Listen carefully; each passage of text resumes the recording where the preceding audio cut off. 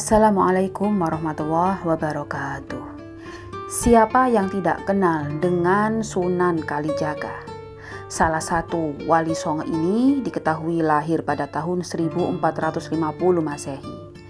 Ia adalah putra Tumenggung Wilatikta sekaligus seorang bupati yang berasal dari Tuban, Jawa Timur. Nama kecil Sunan Kalijaga adalah Raden Mas Syahid. Sunan Kalijaga adalah putra dari pernikahan Tumenggung Wilatikta bersama Dewi Nawang Arum. Konon keluarga dari Sunan Kalijaga ini sudah memeluk Islam sejak awal. Salah satunya adalah kakeknya Ronggolawe yang kemudian namanya menjadi Raden Sahur. Sunan Kalijaga adalah salah satu anggota Wali Songo yang memiliki peran penting dalam syiar dan menyebarkan agama Islam di tanah Jawa dan di seluruh Indonesia. Sunan Kalijaga ini memiliki gaya penampilan yang berbeda dibanding Wali Songo lainnya. Penampilannya sangat Jawani atau bisa dibilang sangat Jawa. Ia tidak mengenakan sorban seperti wali-wali yang lain dan jubah sebagaimana kostum Wali Songo lainnya. Sunan Kalijaga ini memilih mengenakan busana tradisional Jawa dan ia selalu mengenakan blangkon, beskap atau surjan dari bahan lurik hitam, coklat, dan kain batik. Kisah perjalanan Wali Songo di masa lampau dapat menjadi pelajaran masa kini. Sunan Kalijaga yang termasuk Wali Songo ini memiliki kisah-kisah menarik dan inspiratif. Dalam beberapa sumber menyebutkan jika Sunan Kalijaga ini pernah bersemedi selama 3 tahun sekaligus menjaga tongkat milik Sunan Bonang. Bahkan nama Sunan Kalijaga sendiri diambil karena ia sudah bersemedi di pinggir sungai. Lalu jika Sunan Kalijaga bertapa selama 3 tahun, apakah beliau tidak menjalankan sholat 5 waktu kala itu? Agar tidak sesat dan menjadi kesalahpahaman, mari kita simak video ini sampai tuntas. Dikisahkan Sunan Kalijaga lahir dari keluarga bangsawan. Ia merupakan putra Adipati Tuban. Hidupnya yang serba ada tak membuat ia terlena. Sunan Kalijaga dikenal Robin Hood versi Jawa. Setiap malam ia mengambil hasil pajak bumi untuk dibagikan kepada rakyat secara diam-diam. Kala itu dia dikenal dengan nama Lokajaya yang berarti perampok berhati mulia. Suatu ketika aksi Sunan Kalijaga ini diketahui oleh Adipati Tuban, tak lain bapaknya sendiri. Lantas Raden Mas Syahid pun mendapat hukuman dari ayahnya berupa cambukan dan kurungan selama beberapa waktu. Setelah bebas, Sunan Kalijaga tetap melakukan aksi dan misinya, merampok lalu dibagikan ke rakyat kecil. Seorang dari kerajaan tidak menyukai sosok Sunan Kalijaga ini, hingga akhirnya memfitnah putra Adipati Tuban itu. Seseorang itu menggunakan topeng dan kostum seperti Sunan Kalijaga.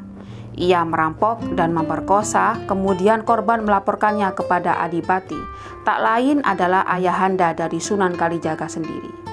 Sang ayah mengira bahwa itu adalah perbuatan Sunan Kalijaga, tak lain adalah anaknya. Hingga akhirnya Adipati Tuban mengusir Sunan Kalijaga dari kerajaan. Meski telah diusir dari kerajaan, namun Sunan Kalijaga tetap merampok dan membagikan ke rakyat miskin. Suatu hari, Sunan Kalijaga mencoba mencuri tongkat seorang pria tua. Ia mengira tongkat tersebut terbuat dari emas, namun ternyata dia keliru. Tongkat tersebut bukan terbuat dari emas. Tongkat tersebut akhirnya dikembalikan oleh Sunan Kalijaga kepada pemiliknya. Pria itu bertanya kepada Sunan Kalijaga, "Kenapa kau mau mencuri tongkat milikku ini?"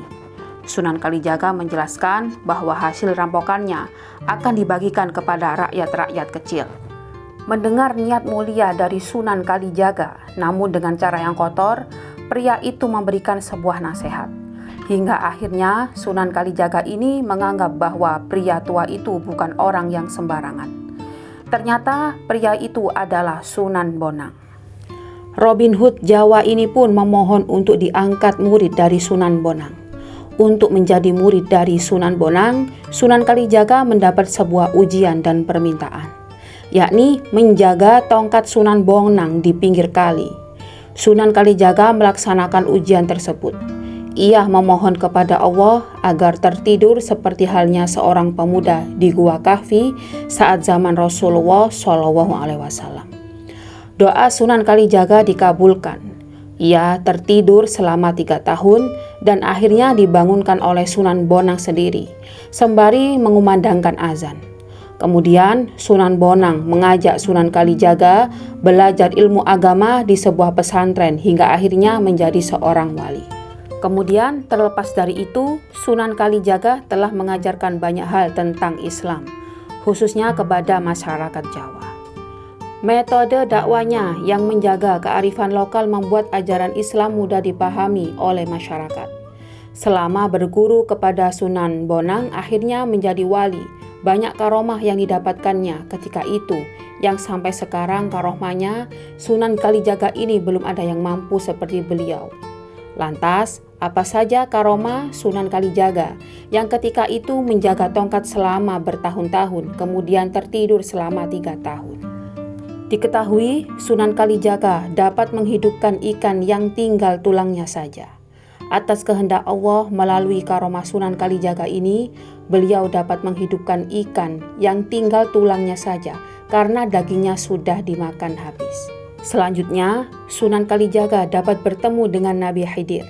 Atas kehendak Allah, Sunan Kalijaga dapat bertemu dan berguru pada Nabi Khidir pada waktu itu. Ada yang menyebutkan bahwa Sunan Kalijaga memiliki warisan baju peninggalan Rasulullah Muhammad SAW yang dihadiahi oleh kiainya sendiri yang bernama Antakusuma sebagai peninggalan dari Rasulullah.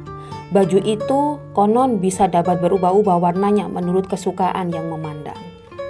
Uniknya, ia juga mendalami adat istiadat Jawa hingga membawanya ahli dalam bidang kesenian seperti bermain gamelan, melakonkan wayang, membuat kidung, hingga ahli dalam seni tari.